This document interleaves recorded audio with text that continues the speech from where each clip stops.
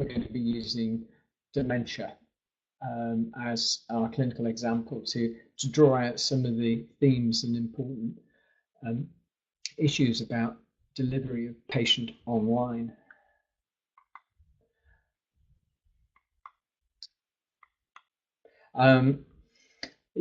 I'll be speaking. I'm Ralph Sullivan, a clinical champion at the college, and I'm accompanied by Nutan Patel, who is a clinical support fellow at the college, as it says on the screen. The approach we take is really a reflection of person-centered care. And this is a quote I really like about how Patient Online made a patient, OC from Manchester, feel about his involvement in his own care. I'll leave you a second to read it.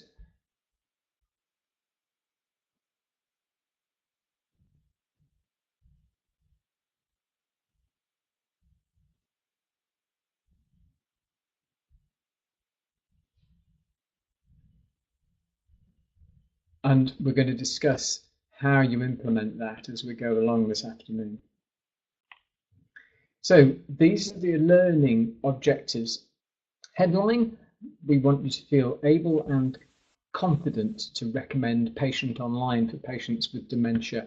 So we want you to be able to understand the benefits for patients and carers, the benefits for practices, the place of Patient Online in advanced care planning for dementia, and we'll explain what that refers to as we go along. Proxy access, which is the words we use for situations where not only the patient has access to the Patient Online, but also carers. And those may be family, close friends, could be professional carers as well. And the last thing we hope to talk about is the special case of using Patient Online to share GP data with nursing home staff. Patient Online, I should say, is a term we use at the college as a generic term for all those GP online services that patients can access, and depending on which system your practice has, it may be that they use patient access, it may be they use system online, they may use Evergreen, which is not linked to any of the GP suppliers, not produced by any of the GP suppliers, but is a standalone web and app interface with GP records. They may in future use the NHS app, which is going to be delivered later this year. So this at the moment is the look and appearance of the Patient Online Toolkit. It's a resource on the college website, which gives you all the background, lots of useful guidance on aspects of Patient Online. There are templates for application forms, for consent forms, for proxy access, and templates for patient information leaflets. Have a look at it. This is what it looks like now. We're going to be updating it in October, updating some of the guidance, adding specific guidance about conditions like dementia. The aim, as I've said, of the Patient Online program at college is to increase awareness and confidence in practices. The work is intended for the whole practice team, and this webinar today, we hope, is suitable for both doctors, nurses, and non-clinical staff at the practice. It's not simply what the college thinks, but we have involved people from other colleges, the RCN, academia, and voluntary groups, special interest groups in particular diseases, and individual experts in all the fields that we've been talking about to create guidance. So, what are we going to do? The webinar program. First of all, a quick introduction to Patient Online for anybody who's not familiar with how it works. Excuse me. We'll look at what Patient Online has to offer to patients who are living with dementia. And of course, dementia is a condition typified by a gradual decline in mental capacity. And so advanced planning is really important for proxy access and for how patients will manage their patient online access in the future. And as I said earlier, we will talk quite a bit about proxy access and access for nursing homes towards the end of the presentation. So a little bit of background. Patient online services, this is what we're talking about. The ability to book and cancel appointments, order repeat medication, access to the detailed care record, and in fact, extended record access, which includes things like scanned images of hospital reports, consultation notes, free text. Just to let you know roughly how practices are doing across the country. This is information available on the NHS digital website in the GP Data Hub. It's in the section on patient online management information, the heading you can see on the screen. And these three graphs represent the numbers of patients in the average practice, the percentage of patients who are registered with their practice for online services. 23% for appointments and prescriptions, 4% for access to the detailed coded record. This was February this year, and this is the situation now. Well, at least the latest figures, which are the end of May, 3 months later, and you can see that there's a slight increase in all three. In fact, the increase in record access is quite significant. It's above a third in 3 months.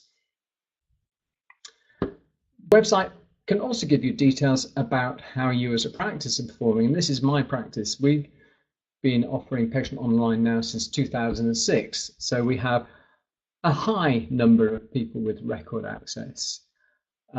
We don't have as many registered with the other services, but then there are specific circumstances that might affect practices. For us, for example, we use telephone triage for appointments a lot, so the benefit of having online appointment access is not so great. All this information is available, it's publicly available, and a few clicks and you can find out how your practice is doing by comparison to CCG and other local practices. So a couple of years ago, we wanted to see what people thought about record access. And so we ran a survey, which we got 211 replies. You can see the proportion of people replying, mostly practice managers, GPs. And we asked questions about record access specifically. And at that time, the percentage of these practices were offering the summary data, detailed coded record, and clinical correspondence. You can see that clinical correspondence is less popular than other forms of record access. And we asked reasons why people would recommend record access to the patients. Why would patients be interested? And the top four are quite interesting: to see the records, to see test results, and either to self-manage or look at long-term condition care data. And then to support family and carers is still a significant number. And this, of course, is the story of proxy access. Right, record access. Applications need to be handled slightly differently to applications for appointments and prescriptions. Clearly, the risk of a breach of privacy and confidentiality is much greater. And so the patient needs to be informed when they apply, ideally both verbally at the time and with a leaflet, about how to keep records secure, what the record may contain, how they can discuss concerns about the content of the record with the practice. And there is a standard application form on the toolkit which practices can use. it asks the patient to confirm that they've been asked the coercion question. The fear with record access is that if a patient is being abused, is under pressure to share their record with someone else, that this could actually be quite damaging, thinking particularly about the context of domestic abuse. But there are other circumstances where vulnerable people could be pressured to get record access when actually it's not in their best interests. It's important for the practice to try and elucidate any evidence that the patient may be coerced. The next step is to check the records for sensitive data. That is data the patient may feel harmful, data that's confidential about a third party that the patient has no right to see. That sort of data can be hidden in all the systems, although all the GP systems do this slightly differently. It may not be possible to hide that data, to redact it. It may be that you are concerned about the risk of coercion of a vulnerable patient. So just think consciously about whether there are grounds to refuse record access. Won't often happen, but it's important to be sure that you're confident you don't need to refuse it. Finally, make sure you verify the patient's identity.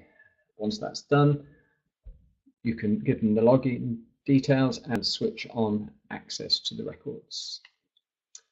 So that's what I've talked about so far. I've tried to give you an overview of what the RCGP Patient Online program is trying to achieve, some information about the national uptake so far of Patient Online, and some motivation about why to recommend record access and how to complete the application process. I'm going to hand over now to Nutan, who's going to now talk more about exactly how Patient Online can help in dementia even. So Nutan, could you take over, please? Yes, sure. Thank you, Ralph.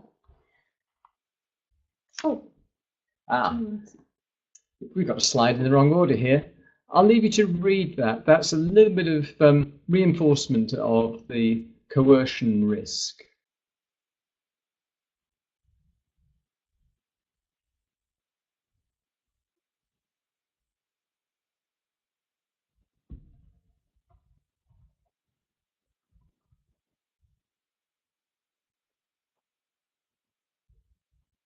The key things are to ask the question. For record access, there may be somebody in the practice, the patient's regular GP or somebody who knows them well, who is worried about the potential for coercion.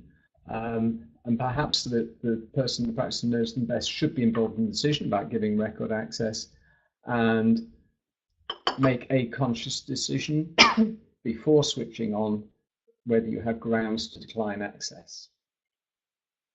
There we go. Thank you. Right, so I'm going to talk about more specifically about how the Patient Online program can benefit patients with dementia in their healthcare.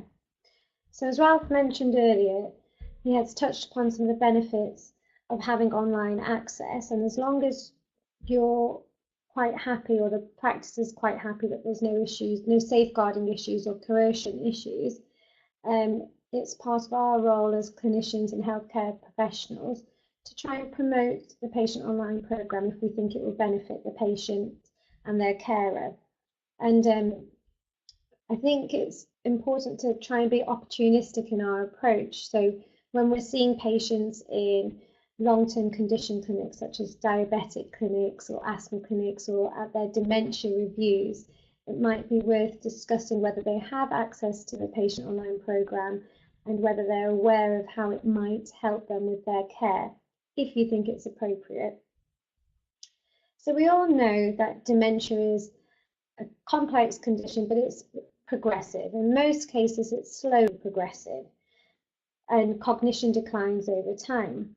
This gives us time as healthcare professionals to work with the patient and their carer to make plans for the future and to make sure that we're focusing on long-term care planning for that patient and making sure that the long-term plans that we have formulated are specific and focused for that patient with their needs in mind. It's really key to start thinking about future conversations that need to be had. So thinking about the patient's decisions for the future, their wishes for their future care, and thinking about what would happen if they were to lose capacity, which we know eventually is going to happen. So it's better to start planning those conversations in advance and respecting the patient's wishes. So I'm going to touch upon the different aspects of the online record and how an online record can be used to benefit patients with dementia. So there's different levels of access that the patient or their carer may have to their notes. So they might only want access to online access to appointments and prescriptions. So most patients that we come across, we will be coding their dementia diagnosis. If it's initially memory impairment, we might code them as memory impairment, and once they've got a more confirmed diagnosis such as Alzheimer's or vascular dementia, we may then change the coding process accordingly. This can be very beneficial because your practice can easily pick up then those patients who are coded as memory impairment patients or dementia patients, and we can use that to benefit the patient and their carer. So for example, we can add prompts onto patients' notes to say this patient has dementia. You may want to offer them extra time in their appointment. So when they're booking an appointment, the receptionist may ask the question to the patient about whether they feel they need a longer appointment to address their issues. It's also worth making sure that you can send out text messages or letters to remind the patient of their appointment. Lots of systems are able to accommodate for this, and in a patient who has memory impairment, this can be a really useful reminder for them. Patients again who are coded as having dementia or memory impairment, many online computer systems will generate automatic reminders to offer that patient an annual dementia review, or to ask the question about whether they have a carer or whether that carer needs a review. So we can add prompts to our computer system so that we're giving the patient the best care that we can. In terms of medication or prescription access, many patients with dementia are also at risk of polypharmacy. I mean, it's difficult to keep track of all your medications even if you don't have memory impairment. So you can imagine how difficult it must be with someone who does have memory impairment, and especially keeping track of all the medication doses and when their next repeat prescription is due. By having access to their medications online, that gives them a visual aid of what medications they're on, what doses they're taking, and when their next repeat prescription is due. This information can also be really important for carers of the patient once that patient starts to lose capacity. Moving on to the detailed coded record. So I'm not sure how well you can see this slide here, but this gives us an idea of different items that can be coded in a patient's record. So if a patient has opted to have access to their detailed coded record, they will be able to see what medications they're on, when their appointments are due, but also they'll be able to access their results online, their vital signs such as their blood pressure, their peak flow, also other values like their BMI. They'll also be able to access a whole list of their diagnoses and investigations, which can be really helpful for someone with dementia who's likely to have other multiple comorbidities as well. It helps them to keep track of their list of clinical conditions. And they can also code other more specific things that could be very valuable in dementia, which I'll go through shortly. So actually, I'll go through that now. So other things that can be coded that can be really critical and crucial for patients with dementia Could be things like lasting power of attorney for health and welfare, lasting power of attorney for finance as well. DVLA statuses, because this can change as the patient's condition progresses. Patients' future wishes, such as their end-of-life wishes. So all of this can be coded. If you do need more information on coding, there is an RCGP toolkit on data quality, which goes into much more detail about how to accurately code or how to get the best out of coding for your patients. You can always have a look at that online as well. Moving on to clinical correspondence and consultation records. So this is if a patient wants full access to their records, which includes access to free text. And this can be really beneficial for a patient because this is where we record all of our consultation discussions. Care plans are often recorded in this section, and some systems may allow for you to also access hospital records, so outpatient clinic letters. Many patients, like I mentioned before, with dementia may have other comorbidities. They may have multiple management plans, so they may be seeing the practice nurse for their diabetes review, and they may have a management plan for that. They may be seeing the GP for their dementia review, and they may also be under the practice nurse for other long-term conditions. It's really hard then for them to keep track of all their different management plans that have been drawn up in collaboration with the patient. So if they were to have access to their clinical correspondence or their free text where we document a lot of those management plans, that can be a really good aid memoir for our patients.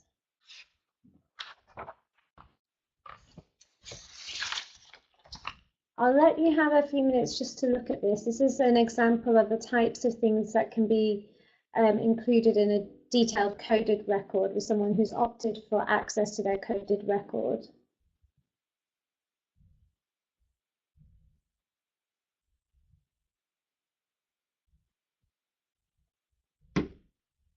I wasn't going to touch upon test results too much because we've covered that in previous toolkits and webinars, but I just did want to touch upon it briefly. So if a patient is newly signing up to Patient Online access and they want to have access to their coded record or full records, they will be having access to their test results. Now, it's important to have a discussion with the patient before they sign up about what this may involve, because they may come across quite abnormal results, which might cause some anxiety. And it's important to have a discussion about how that might be tackled to reduce anxiety. So, lots of computer systems allow clinicians to action the test results. So for example, if there was an abnormal result but actually it's satisfactory, it doesn't have any adverse effect on the patient, you can leave a note saying abnormal but satisfactory result. If it's something that you think can be repeated again in 3 months' time because you'd like to monitor it, you can leave a note saying please repeat this test in 3 months. If it is something abnormal, you need to make sure that your practice has a system set up with how you deal with the very abnormal results, because at the end of the day, we need to make sure everyone has a safe system in place. There's leaflets that you could offer your patient about how to deal with viewing their test results and how to deal with abnormal test results. Like I mentioned, this is covered in previous toolkits, and it goes into much more detail than what I'm going into now. We did talk about advanced decisions earlier. This is really key in a dementia review, and this is one of the real benefits of offering online access to a patient with dementia. If we're having those discussions early with the patient about what they foresee in their future care, we can record that information, we can code it, and that then becomes available to other organisations that may be involved in the patient's care later on. And it's really important to try and have those conversations with the patient whilst they have capacity, rather than being in a slightly more difficult situation later on when the patient loses capacity, and then you may be a bit more unsure about what their future wishes would have been.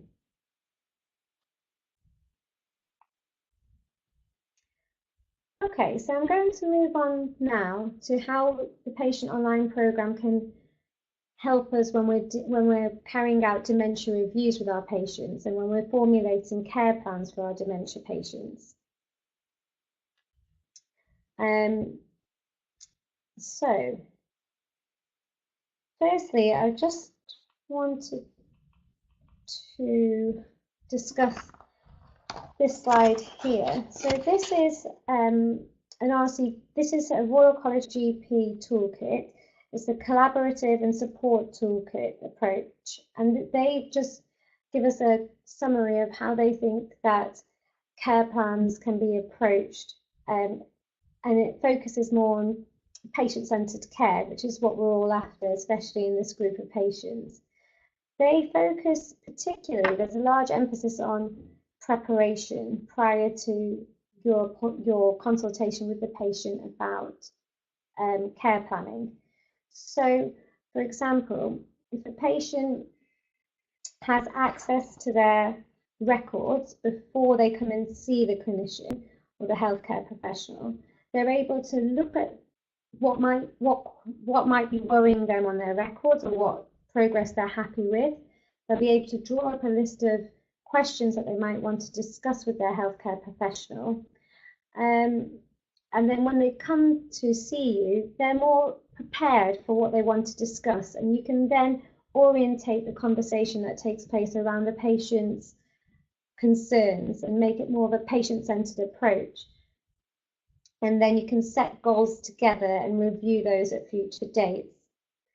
There's many different examples of how you may formulate a dementia care plan. So I'll just go through a few different examples. This is a summary that we've come up with how you can approach a dementia care plan during a dementia review consultation.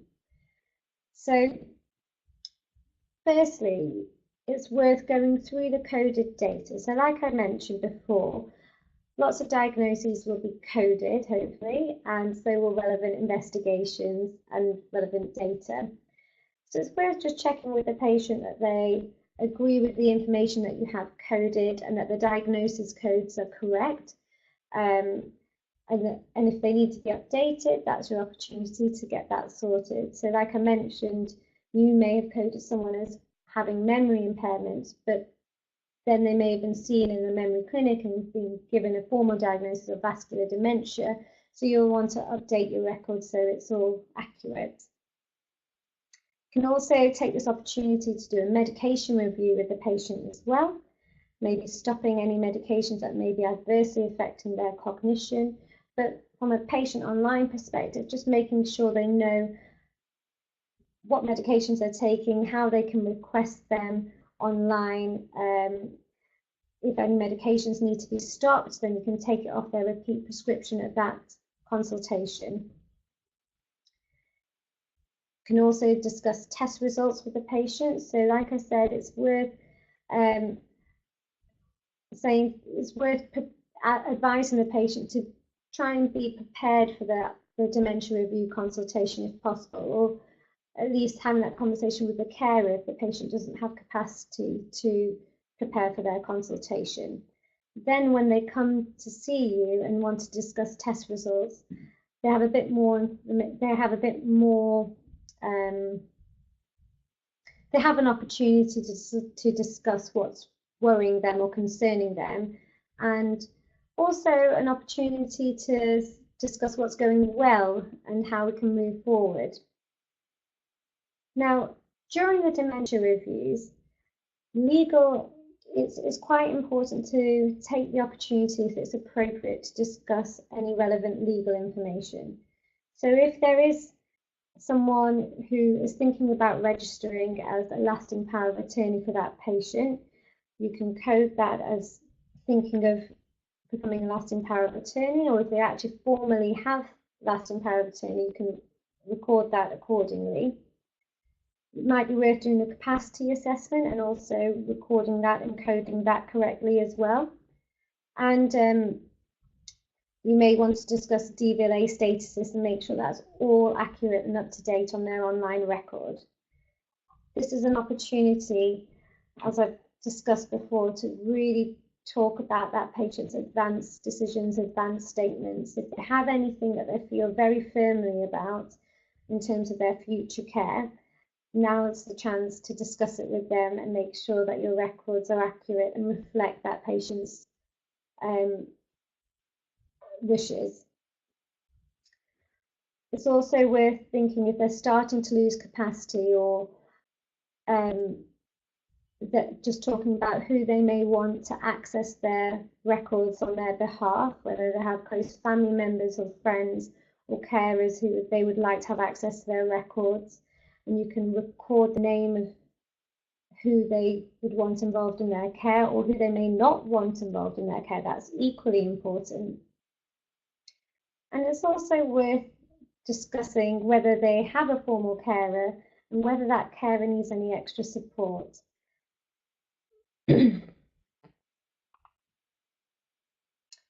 So this is just a nice mnemonic that I came across, and it acts as a prompt of questions that you can ask in a dementia review appointment.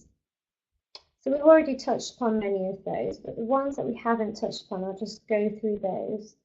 So risk, evaluation of risk. Now, many patients with dementia may have safeguarding issues. So they might be at high risk of falls, or they may be very frail. There may be carer stress involved within their care. So it's worth coding this information. Having said that, if there are serious safeguarding concerns that you may not want to be visible to the patient or the carer at that point, you can always redact that information until you've had a discussion with the carer and the patient and you're happy for that information to be viewed online by the patient or carer.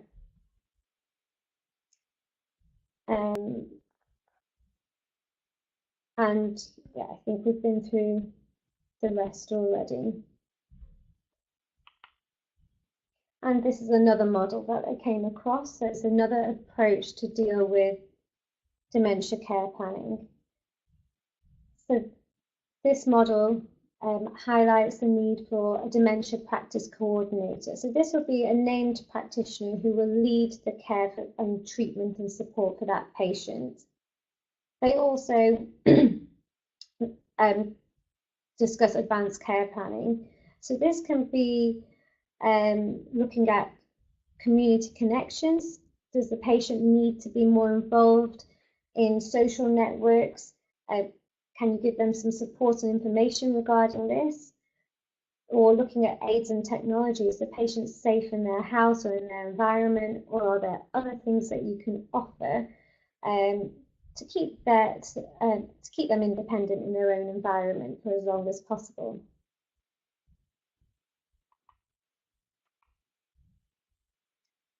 So overall, I've just touched upon how it's quite key for a patient to have access to their online record before a consultation for care planning, because then that really gives them the opportunity to discuss what's relevant to them. And it allows them to be better prepared to make more informed choices during the care planning consultation. And then together as healthcare professionals, we can work with the patient and the carer to make sure that we have a care plan that everyone's in agreement with and that meets everyone's personal goals. So far, we've talked about how the Patient Online program can be used to help patients with dementia. We've talked about how having access to detailed coded records can be very beneficial for this cohort of patients. And we've also talked about the importance of advanced care planning within the dementia care plan and how patients can use the online record to prepare for their consultations. We're now going to be moving on to proxy access, which, as Ralph mentioned before, is a big topic in patients with dementia or in patients who are likely to lose capacity in the future. So, family and close friends are usually the most commonest proxies. They're usually involved in the day-to-day care of the patient, but on the other hand, it might be a family member who lives far away who would like to be involved in the care of their mother or father or family member. And they can use the online record access to keep up to date with that patient's healthcare. Patients who are losing capacity are often going to struggle to remember what was discussed in their consultations and what was discussed in their management plans. So having proxy access, so for a family member or a carer to have proxy access to their notes, just helps maintain communication between the healthcare professional and the patient and anyone else involved in their care. So, sorry, I'm just going to have a second. Thank you, been talking too much.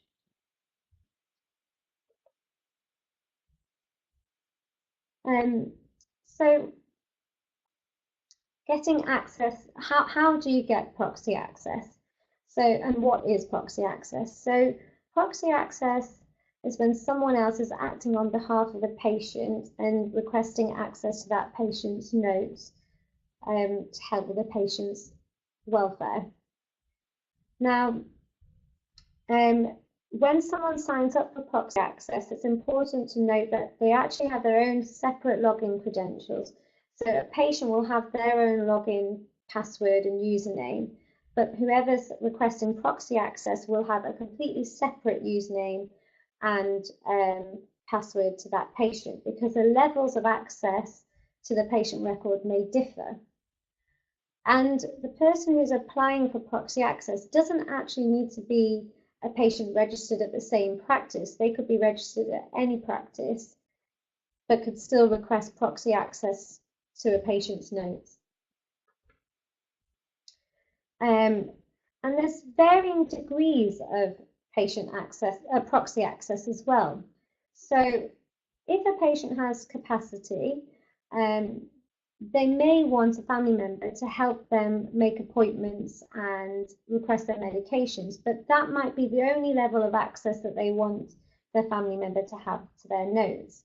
But as the disease progresses and the patient starts to lose capacity, they may be wanting that family member to have more access, wider access to their notes, such as access to the coded records or access to all the free consultation texts. So levels of proxy access can change, it can be increased, it can be reduced, and it can always be stopped as well if you start to have concerns about the safety, which I'll go into shortly. So whilst a patient has capacity, it's quite easy to organise proxy access, because the patient can tell you who they would like to have access and how much access they would like them to have to their notes.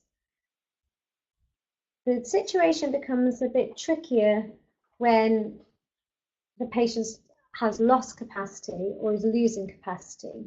And it's up to us as a practice or as healthcare professionals to make sure we're acting in the best interest of the patient.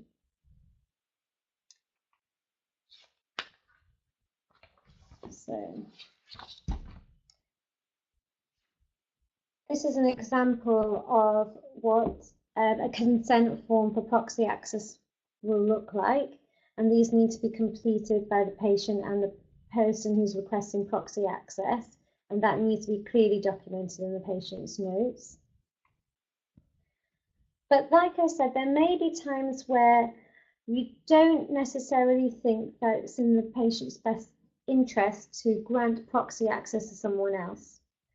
So there are certain situations where the practice may decline proxy access. So these are some of the main reasons. If you suspect that the patient's being coerced into giving someone else access to their records, you are within your rights to decline proxy access. As Ralph mentioned before, it's important to ask that question to the patient if they have capacity to answer. Ask them, is someone else making you give this access, to grant this proxy access? Are you doing this in free will or not? So you need to ask the questions. If you think that granting proxy access to someone would be putting your patient's information at risk, so if you think there might be some security issues involved, you can decline proxy access. Or if you've had discussions earlier on with the patient about who they may want to have access to their records or who they may not want to have access to their records, knowing their previous wishes puts you in good stead to know whether to grant or decline proxy access to someone.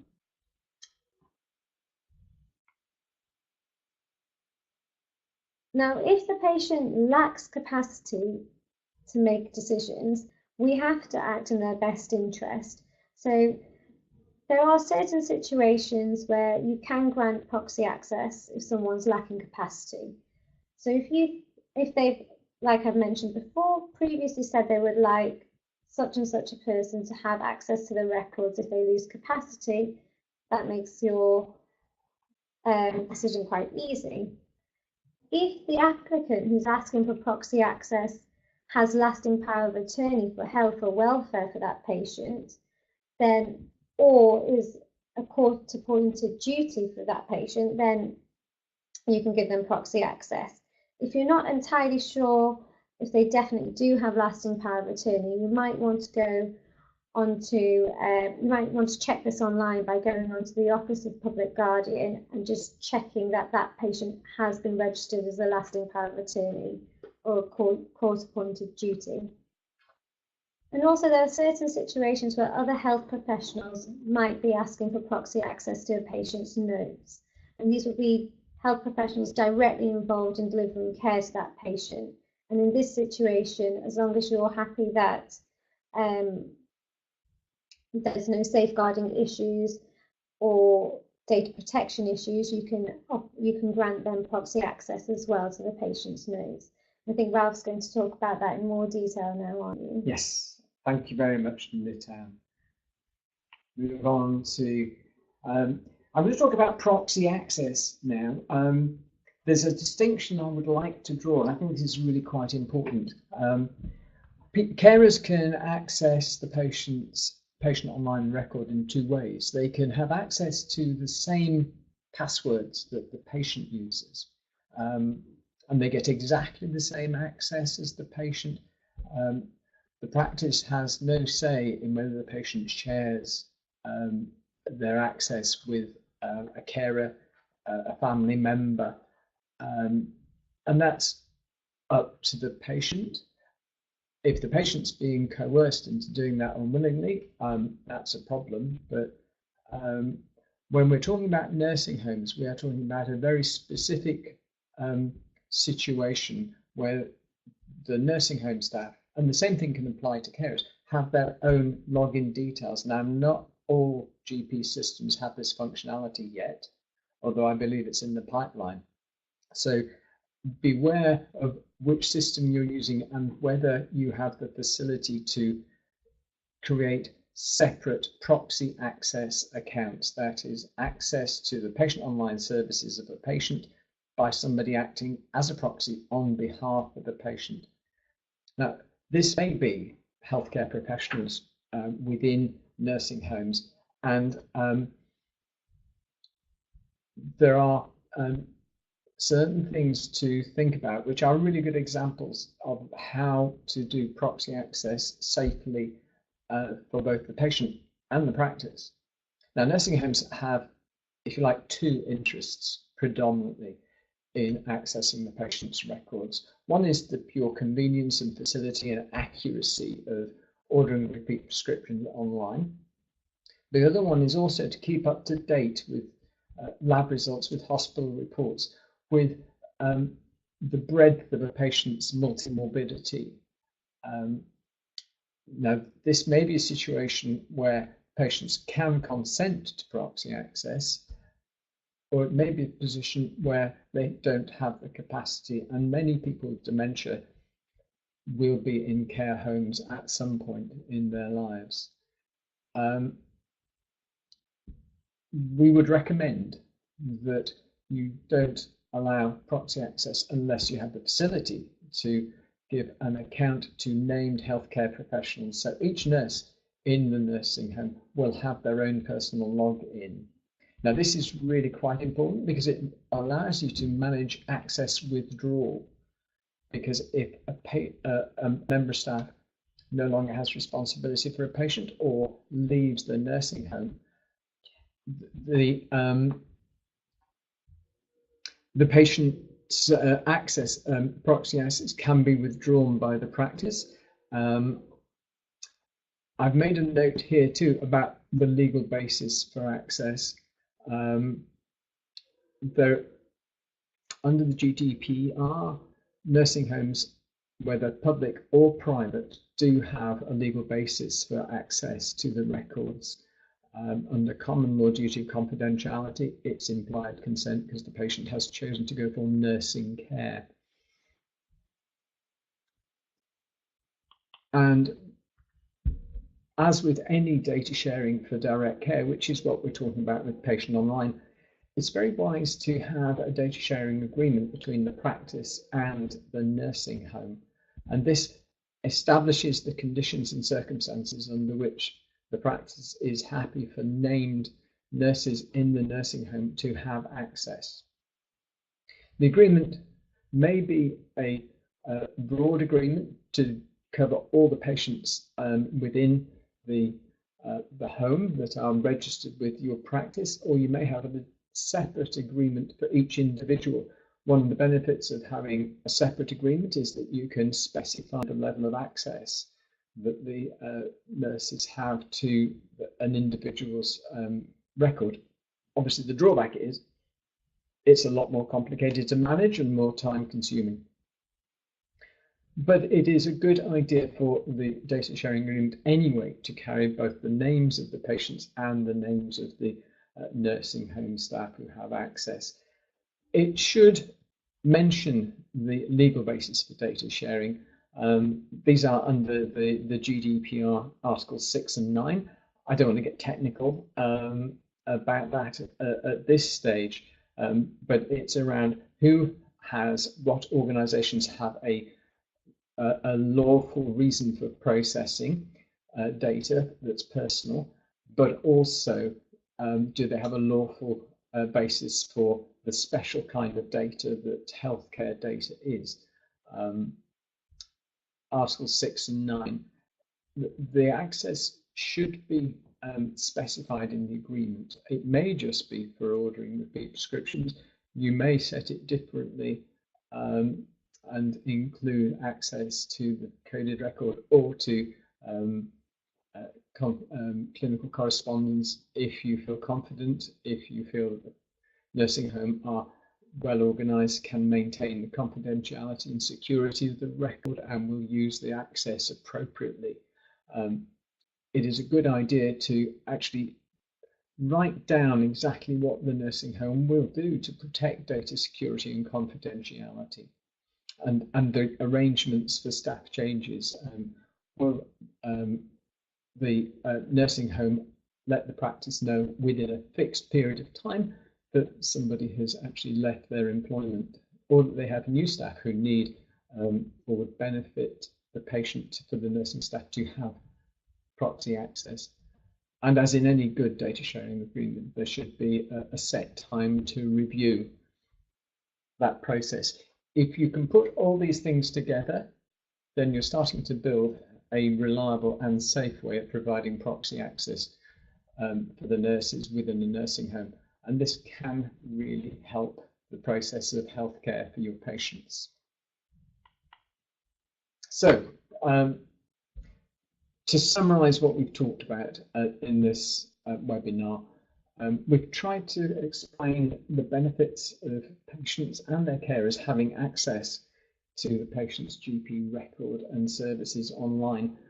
It can also help the practices. There is certainly convenience and an efficiency in reducing the workload on appointments and prescriptions, but also it means that consultations can focus more effectively on what matters to the patients. Patients come prepared where they're able. Practices can communicate more easily with carers, and the whole three-sided triadic issue around patients, carers, and health professionals becomes a much more functional and smoothly running arrangement. Patient Online is an important part of advanced care planning.